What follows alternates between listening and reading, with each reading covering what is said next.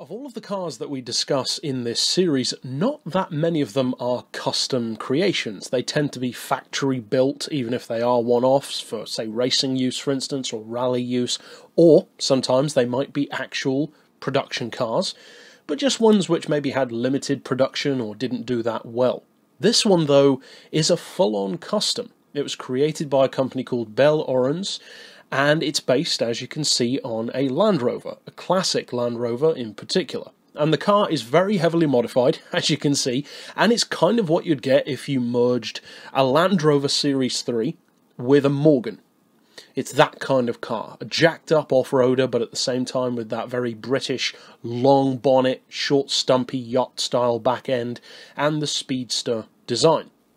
Now, I've mentioned a few times on this channel that I'm a big fan of speedster designed vehicles, those cars which are open tops, but at the same time they're not convertibles because they are pure open tops. They barely even have a windshield. I love that kind of appearance. I think it looks fantastic if you do it to the right car, something like an Eagle E-Type for instance, and I personally think that it really suits this car as well, and it's not too surprising that it would, given that even the normal version of the Land Rover in classic form does have the option, more often than not, to drop down the windscreen or the windshield. So it does kind of have that look embedded into the car's DNA already. What isn't, however, embedded into its DNA is being a long-nose, two-seater, two-door, 27-litre Rolls-Royce Merlin V12-powered 1500 horsepower monster. That is, for those who are maybe unfamiliar with the engine, the same motor as used in a little-known classic aircraft known as the Spitfire. So yeah, it's a pretty crazy engine. It's been fitted in a couple of other cars as well, not this exact engine, but the same kind of engine, and one of them was featured even on Top Gear, the Rolls-Royce Merlin-powered Rolls-Royce. It was a Rolls-Royce with a Rolls-Royce engine, but not exactly the same kind of Rolls-Royce on both occasions. Funnily enough, looks similar to this car in some ways, that massive bonnet, even a similar kind of colour, but that vehicle had some issues with Rolls-Royce not wanting their grille and badge to be fitted to the front end, so it got redesigned a little bit, has an interesting history itself, and also this car went through some troubles of its own.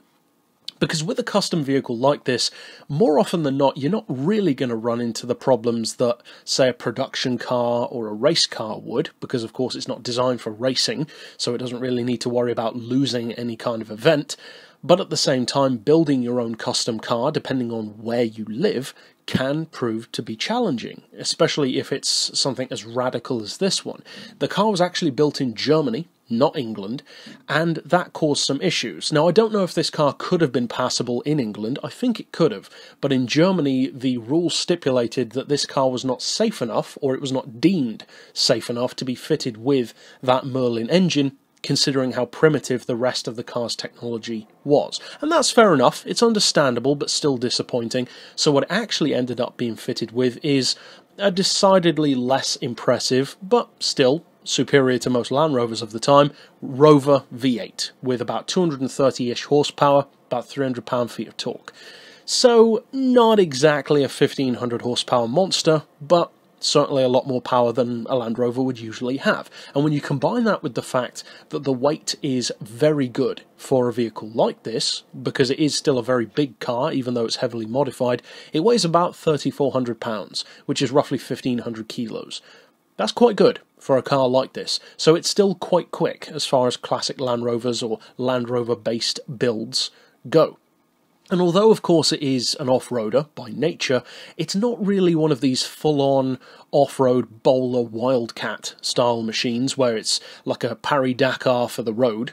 It's not really that kind of car. It's designed to have that capability, but not to be a full-on competition vehicle. This is more so, I would say, the Spiker of the off-roader world, that very boutique, handcrafted, lots of little interesting accoutrements around the interior and the exterior of the car, little chrome bits here and there, that very quaint kind of style that the vehicle has. And I'm personally a huge fan of that. I love the fact that it has a cricket ball as the gear knob. I love that it has all of these exposed metal areas and little trinkets inside the vehicle, if you will. They're not actual trinkets, of course, but you know what I mean.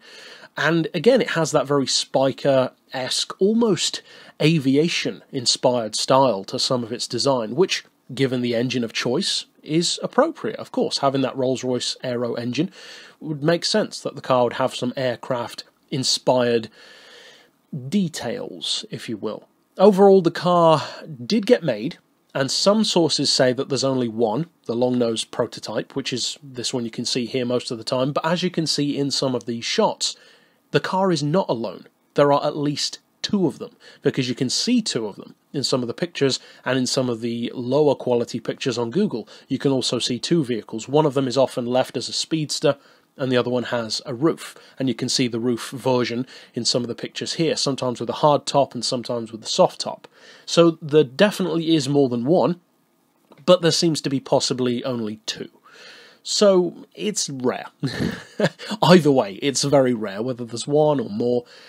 It's a very quirky vehicle, a very weird vehicle, certainly, and one which I think definitely deserves to be here. Now, the term hero, of course, is a relatively loose one. This car didn't really accomplish anything that great, apart from the fact that it actually made a Land Rover into a sports car, which in itself is quite the accomplishment if you think about it. So if you're looking for a quintessential classic off-roader, well, look elsewhere, because this car definitely isn't. But if you're looking for something totally extreme, really out of left field, and the kind of car which could look not out of place at all next to the Jay Leno tank car or the Rolls-Royce Merlin, then this is definitely one of those. So that's it overall for this particular pick. Of course, you can check out more cars in this series by clicking through to those at the end of this video. But for now, as always, thanks for watching.